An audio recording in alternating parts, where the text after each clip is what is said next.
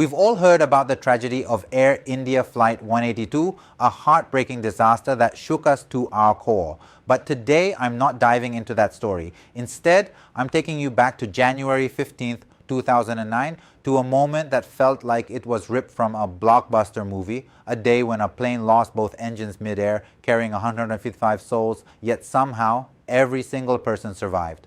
This was US Airways Flight 1549, the miracle on the Hudson. How did a routine flight turn into a life-or-death gamble? What decisions saved everyone on board? And what does this teach us about human resilience today? Buckle up, because we're diving into this incredible story. Stay curious, and let's get started.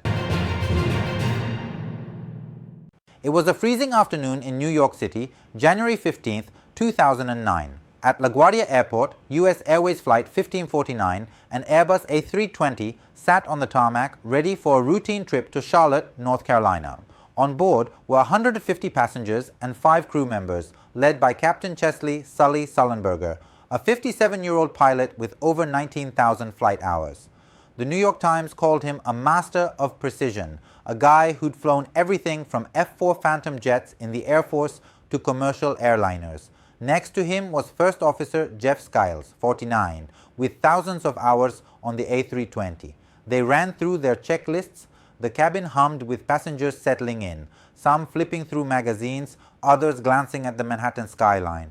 At 3:24 p.m., ATC cleared them for takeoff from runway 4. The plane climbed smoothly, slicing through the crisp winter air. Everything seemed normal. 90 seconds later, at about 2,800 feet over the Bronx, a loud thud shook the plane. Then another. The aircraft shuddered. In the cockpit, Sully and Skiles exchanged a quick glance. Something was terribly wrong. A burning smell filled the cabin, and passengers whispered, "What was that?" Outside, both engines went silent. No roar, no power, just an eerie quiet. The A320 had flown into a flock of Canada geese, and those birds wrecked both engines. Canada geese aren't small. They can weigh up to 14 pounds, and hitting a flock at 200 miles per hour was like tossing bricks into a turbine. The NTSB report later confirmed multiple geese got sucked into the engines, shredding fan blades and causing a double engine failure. Flight 1549 was now a 73-ton glider, gliding over New York with no thrust. Sully took control, saying, "My aircraft!" His voice was calm, but his mind raced. Alarms blared, warning lights flashed. Skiles started the emergency checklist, trying to restart the engines. ATC offered a return to LaGuardia, but Sully knew they were too low, too far, dropping at 1,000 feet per minute. LaGuardia's runway 13 was 7,000 feet long, but turning back, descending, and aligning perfectly was nearly impossible. Sully scanned the horizon. The George Washington Bridge loomed to the left. Below, Manhattan's skyscrapers and the Bronx's dense grid offered no safe landing spots.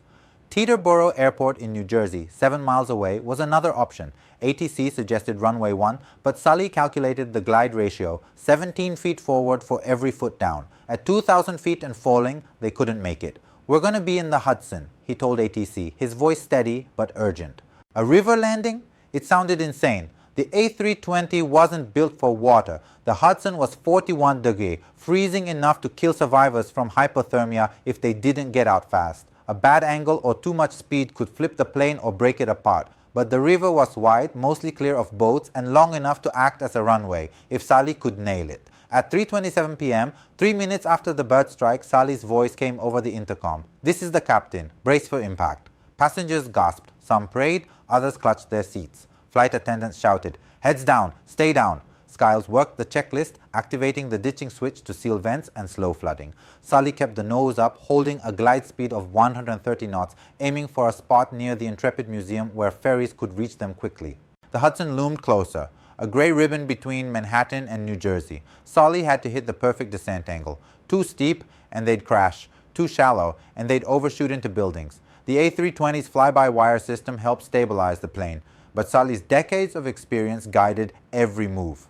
The Washington Post reported he'd studied crash scenarios in simulators, including water landings, though never like this. At 3:30 p.m., the plane skimmed the water, nose slightly up, wings level. The tail hit first, absorbing the impact. The fuselage slid across the surface, slowing to a stop. The plane was intact, floating on the Hudson. They'd done the impossible. Water seeped into the cabin as the plane settled. Flight attendants Sheila Dale, Donna Dent, and Doreen Welsh sprang into action, directing passengers to the exits. The NTSB report praised their composure. They opened forward and over wing exits, guiding people onto the wings where some stood in knee-deep water.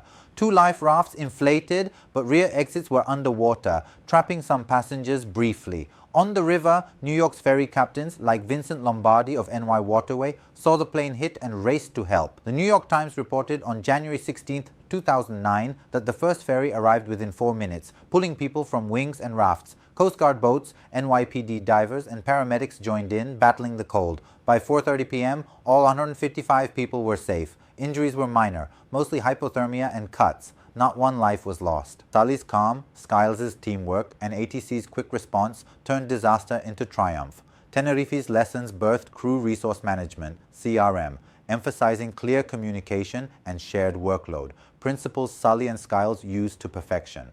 The NTSB's final report, 2010, dissected why Flight 1549 succeeded. Sully's decision to ditch was spot on. Simulations showed LaGuardia or Teterboro were unreachable without crashing into populated areas. The A320's fly-by-wire system and ditching switch helped, but human factors were key. Sully's Air Force training and 40 years of flying gave him the instincts to act decisively. Skiles handled checklists, freeing Sully to fly. Flight attendants ensured an orderly evacuation, and New York's emergency response, ferries, Coast Guard, NYPD, was lightning fast. The report also highlighted risks.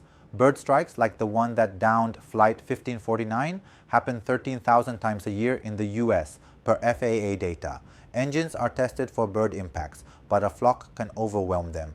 LaGuardia now uses noise cannons and falcons to deter birds, a direct response to this event. What went on in Sully's mind? In a 2009 60 Minutes interview, he described feeling a crushing responsibility for every life on board. His training kicked in like muscle memory, but CRM kept him and Skiles in sync. He visualized the landing, drawing on years of simulator practice. Passengers showed grit too. Barry Leonard jumped into the icy Hudson, holding a woman afloat, as The Guardian reported on January 16, 2009. Valley Collins texted her kids goodbye, then helped others escape. These stories remind us that heroism isn't just in the cockpit, it's in every seat.